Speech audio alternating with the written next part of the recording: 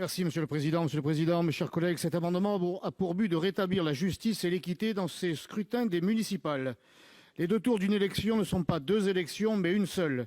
La période de 3 mois entre les deux tours proposée par le gouvernement est beaucoup trop longue pour garantir la sincérité du scrutin, une sincérité déjà gravement entachée par les injonctions contradictoires exprimées par le Premier ministre, et ce, à quelques heures de l'ouverture des bureaux de vote. « Restez chez vous, mais allez voter », avait-il osé. Si bien que dans ma ville, Marseille, l'abstention a dépassé les 65%. Quelle légitimité pour les élus de si peu de votants! En réalité, nous savons bien que le confinement va durer non pas 2 semaines, mais probablement 45 jours. C'est pourquoi je préfère vous le dire, nous serons contraints de rejouer ce premier tour pour toutes les communes qui n'ont pas élu un maire dimanche dernier. Déjà sur ce point, l'avis du Conseil d'État me donne raison. Il nous faut protéger la démocratie, la plus importante d'entre elles et sans laquelle le Sénat ne serait pas, la démocratie locale. C'est bien l'ancienne ministre de la Santé qui a qualifié ce scrutin de mascarade. Vous ne l'avez pas écoutée en janvier quand elle nous prévenait de la catastrophe. Par pitié, écoutons-la aujourd'hui.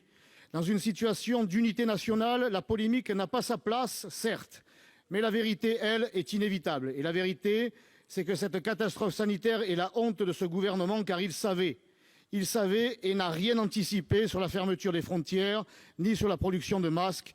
Il n'a rien fait de sérieux pour nous préparer à la grande bataille dans laquelle nous sommes plongés. Jean-Paul Hamon, président de la Fédération des médecins de France, dénonce ce soir l'incurie de la haute administration et annonce la demande à venir de la création d'une enquête parlementaire, pendant qu'un collectif de médecins porte plainte contre le Premier ministre et l'ancien ministre de la Santé pour s'être abstenu d'avoir pris des mesures pour endiguer l'épidémie. La mascarade de ces élections est une honte et une folie. Une honte et une folie sanitaire pour les électeurs qui se sont rendus aux urnes, pour les assesseurs, les délégués, les présidents de bureaux de vote à qui le gouvernement a fait prendre des risques inconsidérés. Quand nos soignants héros des temps modernes se battent contre la maladie et le manque de moyens, ne serait-ce que de masques, que des patients meurent du Covid-19, des politiciens au rabais sont en train de négocier des accords pour protéger leur petite santé électorale. Vous êtes au bout de votre temps de parole et vous pourriez modérer vos propos pour défendre cet amendement.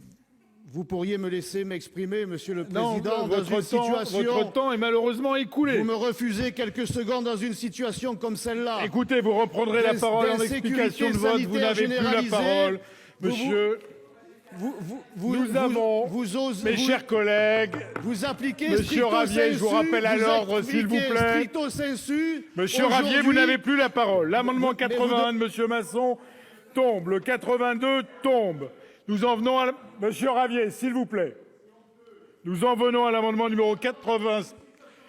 Ça suffit, Monsieur Ravier, s'il vous plaît. Vous avez eu vos 2 minutes 30. Maintenant, ça suffit. L'amendement...